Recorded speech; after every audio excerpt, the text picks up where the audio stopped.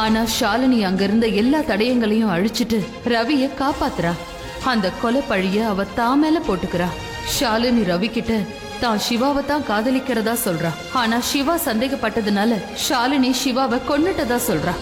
ஆனா 6 மாசம் கழிச்சு பிரெக்னண்டா இருக்கிற ரித்திகாவோட கல்யாணம் பண்ணிக்காமையே ரவி வாழ்ந்துட்டு இருக்கான். ஆனா உலகத்தோட பார்வையில ரித்திகாவை தான் மனைவியா ஏத்துக்கிட்டான். ஏன்னா ரவிய பொறுத்த வரைக்கும் ஷாலினி தூக்கு தண்டனை கிடைச்சு இறந்துட்டதுனால அவ திரும்ப வரவே மாட்டான்னு நினைச்சிட்டான். சேகர் ஷாலினிய தூக்கு தண்டனையில இருந்து காப்பாத்தினாரு. அதுக்கப்புறம் ஷாலினி ரவிய சந்திக்க போகும்போது ஒரு கசப்பான உண்மையை தெரிஞ்சுக்கிட்டா. ரவிக்கும் ரித்திகாவுக்கும் கல்யாணம் ஆயிடுச்சுன்னு. ரவிய சந்தோஷமா பாக்கணுங்கிறதுனால அவ வாழ்க்கையை விட்டு ஷாலினி போக முடிவெடுத்துட்டா. சூழ்நிலை காரணமா சேகர் வீட்டுல தங்குறா.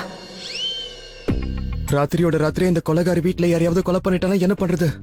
அந்த கிழமை சொன்னான்னு இவளை ஜெயில இருந்து ரிலீஸ் பண்ணிட்டேன். ஆனா எனக்கு எப்படி தெரியும் இவ கொலை பண்ணலாம் இல்லையான்னு? பார்க்கலாம் இப்ப என்ன பண்ணிட்டு இருக்கானு.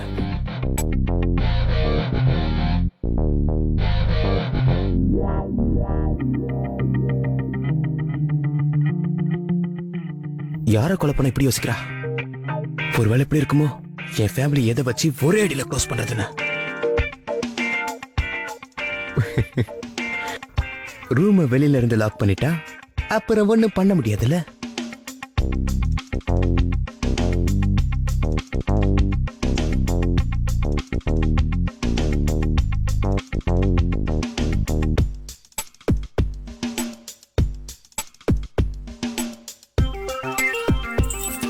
இப்ப பாக்குறேன் எப்படி வெளியே வரேன்னு.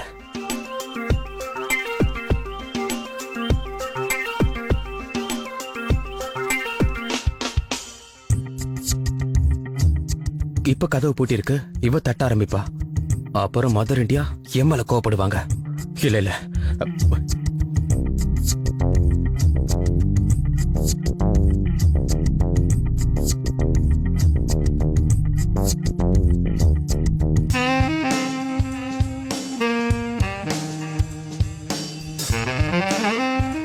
இப்ப என்னதான் பண்றது?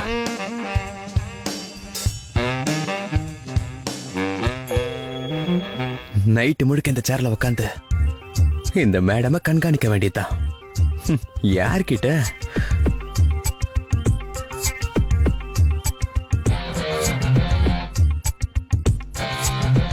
மேடம் என்ன பண்ண போறாங்கன்னு இப்ப பார்க்கலாம்.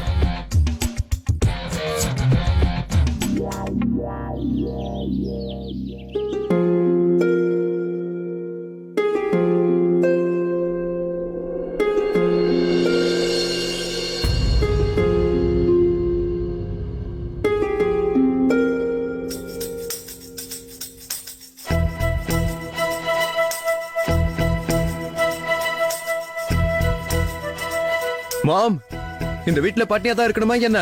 என்ன ஆச்சுடா? எதுக்கு நீ இப்படி கத்திக்கிட்டு இருக்க? அது நான் உன்னோட ஃபேவரட் காலிஃப்ளவர் பரோட்டா பண்ணிட்டு இருந்தேன். பசி எனக்கும் எடுக்கும்.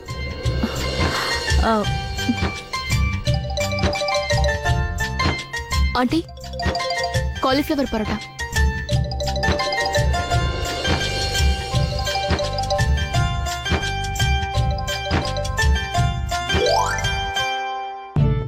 அது நான் ஷாலினிக்கு காலிஃப்ளவர் பரோட்டா பண்ண கத்து கொடுத்துக்கிட்டு இருந்தேன்.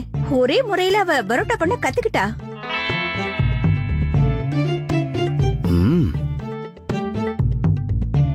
ஏண்டா கொஞ்சம் டேஸ்ட் பண்ணி பாரு, ஷாலினி பரோட்டா எப்படிதான் பண்ணிருக்கான்னு. ஒருவேளை என்ன போட்டு தள்ளத்துக்காக விஷத்தை கலந்திருப்பாளா? இதோட கலரே சரியில்லையே. பை த வே, இவ ஷாலினி. நான் உங்களுக்கு நேத்து போன்ல சொன்னேன்ல. தேங்க்யூமா. பரோட்டா நீ ரொம்ப நல்லா பண்ணிருக்கமா.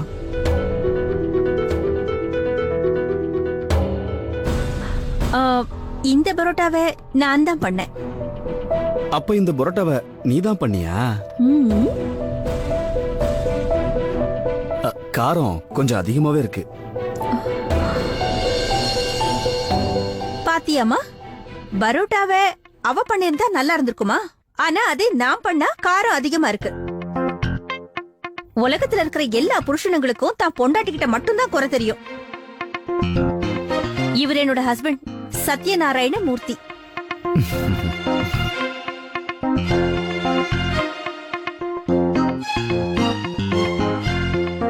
நீ கொஞ்சமாவது நினைச்சு பார்த்திருக்கியா உனக்கு நெருக்கமானவங்க இறந்து போயிட்டாங்கன்னா அந்த வாழ்க்கை எவ்வளவு கொடுமையா இருக்கும்னு? எனக்கு நல்லா தெரியும். ஏன்னா நான் என்னுடைய அப்பாவே இழந்திருக்கேன். இவங்க புருஷனா? அப்படின்னா சேகரோட அப்பா ஆனா சூசைட் பண்ணிக்கிட்டாருன்னு என்கிட்ட சொன்னாரே. என்கிட்ட ஏன் இவ்வளவு பெரிய பொய்ய சொல்லிருக்காரு?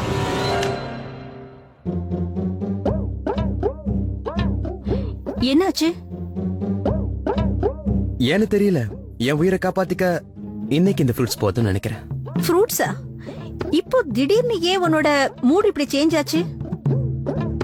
வீட்ல இவ்வளவு சேஞ்சஸ் நடந்திருக்கு, என் மூடு சேஞ்ச் ஆக கூடாதா என்ன?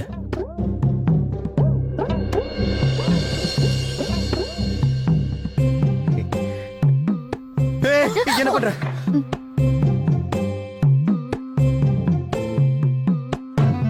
நீ தானே சொன்ன உனக்கு ஃப்ரூட் சாப்பிடணும் போல இருக்குன்னு, அதான் கட் பண்ணலான்னு. ஓ, எனக்கு என்ன தோணுச்சு தெரியுமா? உனக்கு என்ன தோணுச்சு? ஏதாவது ஒண்ணு யோசிப்ப. ஷாலினி, நீ ஃப்ரூட்ஸ கட் பண்ணு. சரி.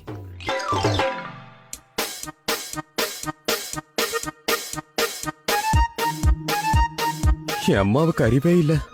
இவள போய் பழத்தை கட் பண்ண சொல்றாங்க. இவ பழத்தை கட் பண்றவளா கழுத்தை கட் பண்றவளாச்சே. எனக்கு ஆக்சுவலி சாப்பிட எதுவுமே வேண்டாமே.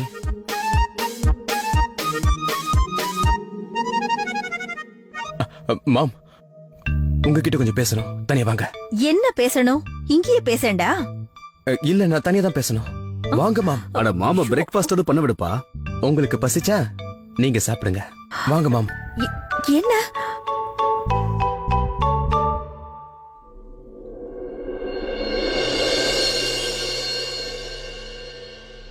இப்ப நான் பேரை கூட யோசிச்சு வச்சுட்டேன். ஒருவேளை எனக்கு பேரன் பிறந்தானா அவன் பேரு பாலுன்னு வச்சிருவேன். ஒருவேளை பேத்தி அப்படியா? பிறந்தானா அவ பேரு ராணின்னு வச்சிருவேன். அட பரவாயில்லையே, வளகாப்பு சடங்குக்கு முன்னாடி பேரை கூட யோசிச்சு வச்சிட்டியா? அட வளகாப்பெல்லாம் நடக்கதான் போகுது. ஆனா நீங்க குடும்பத்தோட எல்லாரும் வரணும்.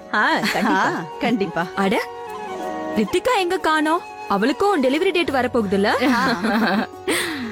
அப்புறம் நானும் பாட்டியாக போறேன்ல. ஆனா நான் ஏற்கனவே முடிவு பண்ணிட்டேன். ரித்திகாவோட வளகாப்பு சடங்க நிச்சயமா தாம் தூம்னு செய்யணும்னு. உங்க 2 பேரோட வீட்டுக்கும் நான் சடங்குக்கு கூப்பிட வருவேன். நிச்சயமா வந்துடணும். கண்டிப்பா வருவோம், ஏன் வர மாட்டோம்? ஆனா நீங்க உண்மையிலேயே ரித்திகாவோட வளகாப்ப பண்ண போறீங்களா என்ன? நீ ஏன் அப்படி கேக்குற? தப்பா நினைக்காதீங்க அம்பிகாக்கா. ஆக்சுவலி எங்க எல்லாருக்கும் தெரியும் ரவி ரித்திகாவை அளவுக்கு அதிகமா நேசிக்கிறாருன்னு. அன்னைக்கு நீங்களே பாத்தீங்கல்ல அந்த அவார்ட் ஃபங்க்ஷன்ல. ஊர்ல இருக்க எல்லாருமே இத பாத்துட்டாங்க. ஊர்ல இருக்க எல்லாருமே இவங்களோட ஜோடிய புகழ்ந்து பேசிட்டு இருக்காங்க. அது மட்டுமா, இன்னொரு பக்கம் பின்னாடி பேசிட்டு இருக்காங்க. என்ன பேசிக்கிட்டு இருக்காங்க? அதான் ரவி ரித்திகா கல்யாணத்துக்கு நீங்க யாரையுமே கூப்பிடலன்னு. ரித்திகாவோட அப்பா இறந்துட்டாருங்கிறது எங்களுக்கும் தெரியும். அந்த மாதிரி நேரத்துல கண்டிப்பா ஃபங்க்ஷன் பண்ண மாட்டாங்க. ஆனா கல்யாணம் முடிஞ்சிருச்சுல, இந்த விஷயம் நீங்க யாருக்குமே சொல்லலையே. ஆமா, நான் இத கூட கேள்விப்பட்டேன். ரவியும் ரித்திகாவும் கல்யாணமே பண்ணிக்கலன்னு. 2 பேரும் கல்யாணம் பண்ணிக்காமலேயே ஒருத்தர் கூட ஒருத்தர் வாழ்ந்துட்டு இருக்காங்கன்னு. அட, என்னக்கா இது? ஆனா இவங்களுக்கு எப்படி இதெல்லாம்? ஒருவேளை கல்யாணமே நடக்கலனா அப்ப வளகாப்பு எப்படி பண்ணுவீங்க?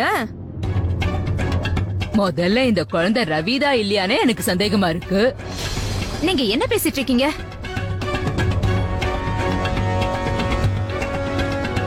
ஏன் வீட்டுக்கே வந்து ஏன் குழந்தை மேலே சந்தேகப்படுறீங்களா? அதுவும் ஏன் ஃபேமிலி முன்னாடி? உங்களுக்கு கொஞ்சம் கூட வெக்கமா இல்ல? அட, கல்யாணம் ஆகாம தாயாகிறது நீ, அப்புறம் வெக்கப்பட வேண்டியது நாங்களா? நாங்க என்ன கேள்விப்பட்டோமோ அததான் சொல்றோம். ஒருவேளை இந்த விஷயத்துல உண்மை இல்லனா உனக்கு எதுக்காக கோவம் வருது? இததான் சொல்லுவாங்க, திருடன் தான் புதருக்குள்ள இல்லங்கிற கதைய. சரிம்மா, ஒருவேளை அந்த மாதிரி எதுவுமே இல்லன்னு வையி, நீ கோபத்தை காட்டுறதுக்கு பதிலா கல்யாணத்தோட ப்ரூஃப் ஏன் காட்ட மாட்டேங்கிற? சொல்லு, எங்கம்மா உன்னோட தாலி கயிறு? கொஞ்சம் காட்டு. சரி, அத விடு. வீட்ல கல்யாண போட்டோ வச்சிருக்கா? இத பாருங்கக்கா, நீங்க எந்த ஃபங்க்ஷனையும் நடத்தல. நமக்கு சம்பந்தப்பட்டவங்க யாரையாவது பெரியவங்களை கூப்பிட்டு பசங்களுக்கு ஆசீர்வாதம் வாங்கி கொடுத்திருக்கலாம்ல. ஆனா நீங்க அதையும் பண்ணலையே. கல்யாணம் நடந்த மாதிரி ஏதாவது ஆதாரம் இருக்கணும்ல. எதுக்காக உங்களுக்கு ஆதாரம் வேணும்?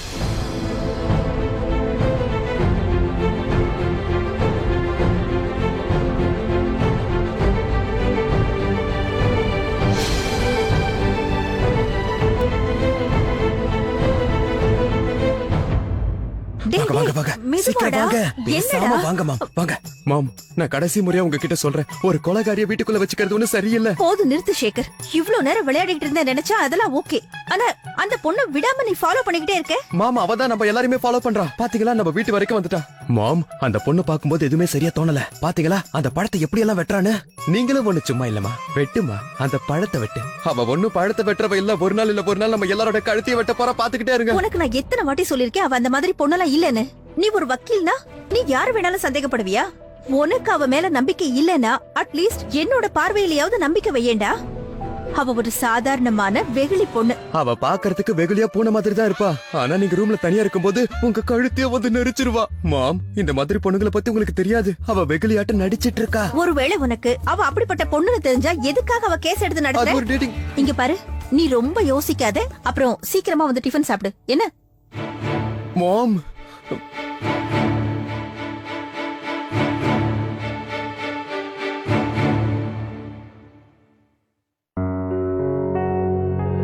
பிளடி ஹெல் இவ பொண்ணு இல்ல எனக்கு வந்திருக்கிற பிரச்சனை இந்த மதர் இந்தியாவும் நான் சொல்ற எதையுமே கேட்க மாட்டேங்கிறாங்க ஒன் செகண்ட் என் வீட்டுக்கு வரதுக்காக இவ்வளவு பிளான் பண்ணிருப்பாளோ ஒருவேளை அந்த ரவுடிகளும் இவ்வளவு தோஸ்தா இருப்பாங்களோ கொலகாரி தானே அவளுக்கு ரவுடிகளை நல்லா தெரிஞ்சிருக்கும் சேகர் கண்ணா அவகிட்ட பார்த்து பத்திரமா இருந்துக்கோ சீக்கிரமா அவளை வீட்டுல இருந்து துரத்தி விட்டுரு அவளை என்னதான் பண்றது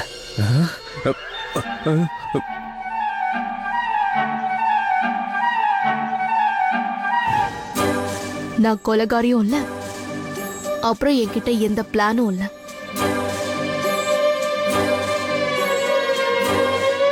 ப்ரூவ் பண்ற மாதிரி சாட்சி இருக்கா தாலி கயிறு, மஞ்சள் குங்குமம், மேரேஜ் சர்டிபிகேட்.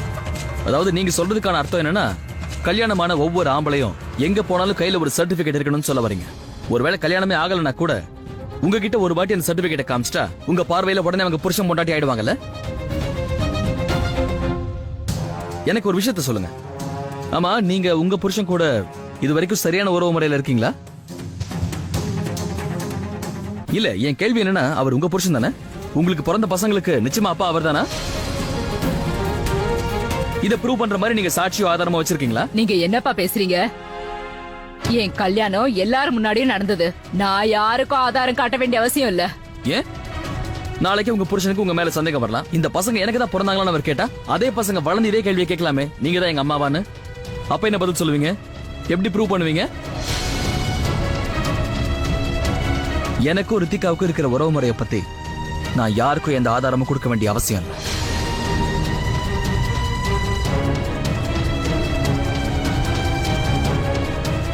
மா, வளகாப்பு சடங்கு நடக்கும்.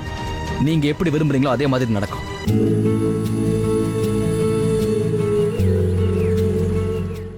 கோல்ட் வினர் ஹெல்த்துக்கு தேவையான ஆக்டிவ் எனர்ஜியுடன்.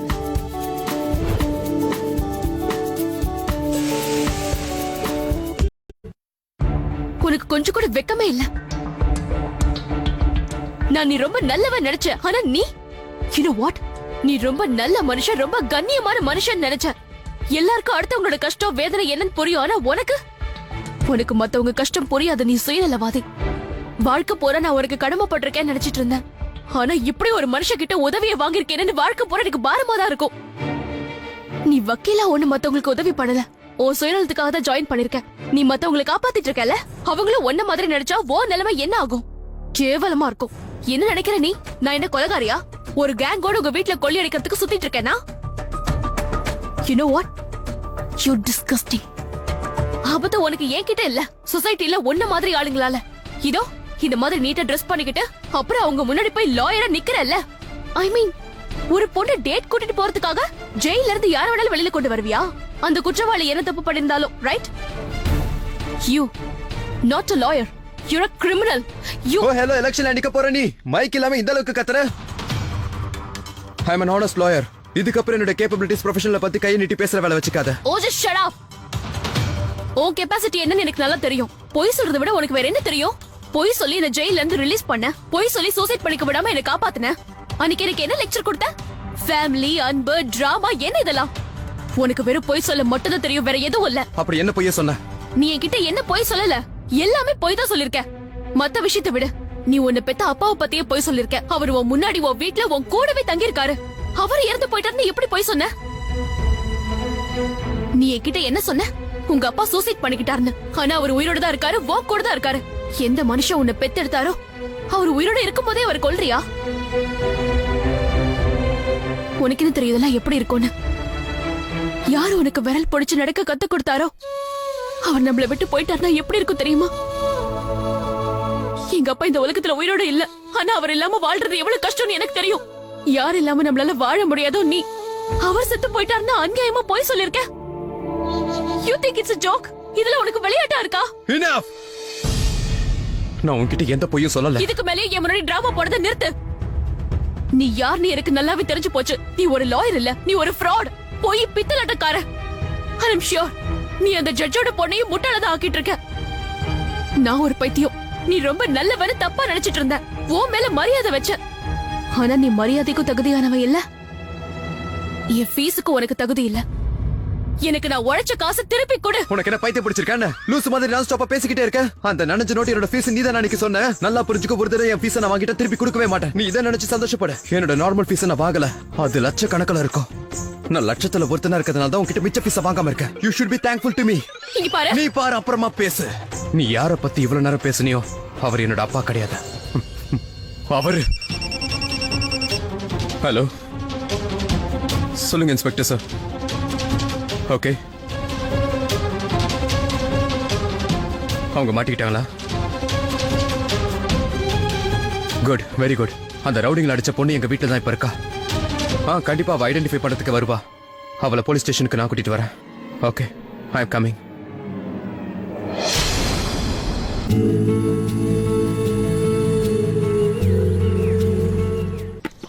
மாம், நான் படிச்சுக்கிட்டே கொஞ்சம் டிவி பார்க்கவா? என்னங்க இங்க பாருங்களேன். இது சாதாரண வாழ்க்கை. மாம், நான் டிவி பார்த்துக்கிட்டே கொஞ்சம் படிக்கவா? என்னங்க இங்க பாருங்களேன்.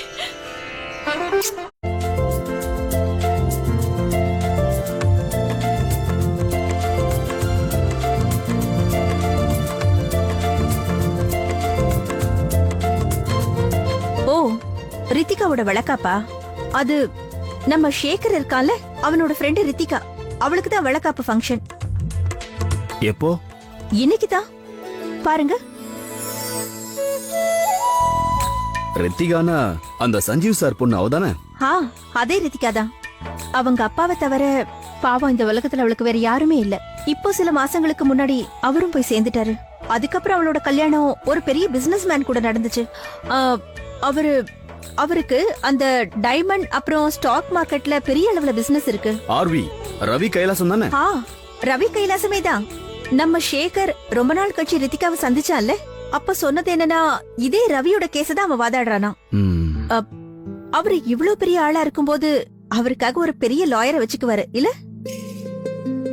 உனக்கு ஒரு வாய்ப்பு வேணும், பையனை புகழ்றதுக்கு ஒரு வாய்ப்பு. ஆர்வி எங்க, உன் பையன் ஷேகர் எங்க, ஏதாவது சம்பந்தம் இருக்கா? நீங்க அந்த ரித்திகாவோட வழக்காப்பு ஃபங்க்ஷனை எங்க இருந்து எங்க கொண்டு போயிட்டீங்க? இடியட், ஒன்னா நம்பர் போய் பித்தலாட்டக்காரன். ஐ அம் ஷூர் இந்த லா டிகிரி வச்சு சுத்திட்டு இருக்கான்ல, அதோ டூப்ளிகேட்டா தான் இருக்கும். பேரண்ட்ஸ் எவ்வளவு நல்லவங்களா இருக்காங்க, ஆனா பையன் உதவாக்கரையா இருக்கான். அவன் பேசுற பேச்சு அந்த கடவுளுக்கே பொறுக்காது. விடுமா.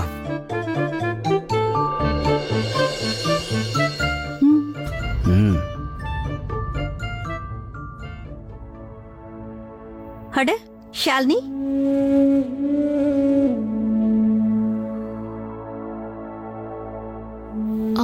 அது டீ ஆறி போயிடுச்சு, நான் வேற எடுத்துட்டு வரேன். இல்ல இருக்கட்டும், இட்ஸ் ஓகே.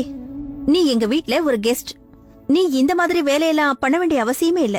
ஒருவேளை நான் உங்களுக்கு வெறும் கெஸ்டா இருந்திருந்தா நீங்க எனக்கு எவ்வளவு உரிமையை கொடுத்திருக்க மாட்டீங்க. இந்த காலத்துல வெளி மனுஷங்களை யாருமே நம்ப மாட்டாங்க, ஆனா நீங்க என் மேல நம்பிக்கை வச்சிருக்கீங்க, எனக்கு அவ்வளவு மதிப்பு கொடுக்கறீங்க.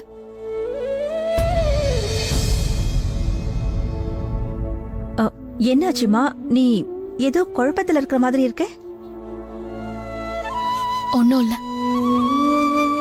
நான் இப்போ உங்ககிட்ட என்ன சொல்ல விரும்புறேன்னா, நீங்க சொன்னதுக்காக நான் இங்க தங்கினேன், ஆனா பட் ஐ திங்க் நான் இங்க இருந்து கிளம்பணும்.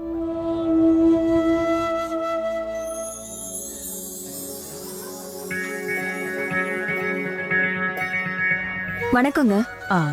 நான் இப்ப வந்துடுறேம்மா, நீ பேசிக்கிட்டு. கங்க்ராச்சுலேஷன்ஸ். தேங்க்யூ. கங்க்ராச்சுலேஷன்ஸ். தேங்க்ஸ்.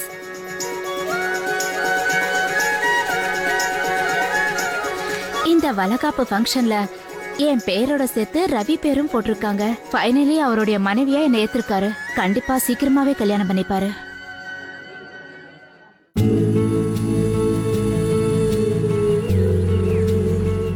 உறவே உயிரே இணைந்து வழங்கியோர் என் ஸ்கின்னுக்கு என் Medimix handmade soap, Dabur Meswak complete oral care toothpaste, Meera herbal hair wash powder, flowers instant coffee mix. இனி காஃபிக்கு பால் வேண்டாம், சுகர் வேண்டாம், டிகாஷனும் வேண்டாம். Gold winner refined sunflower oil, Karthika shampoo, என் வாழ்க்கை என் கனவு என் கார்த்திகா, கேஸ்ட்ரால் ஆக்டிவ் பிளஸ்,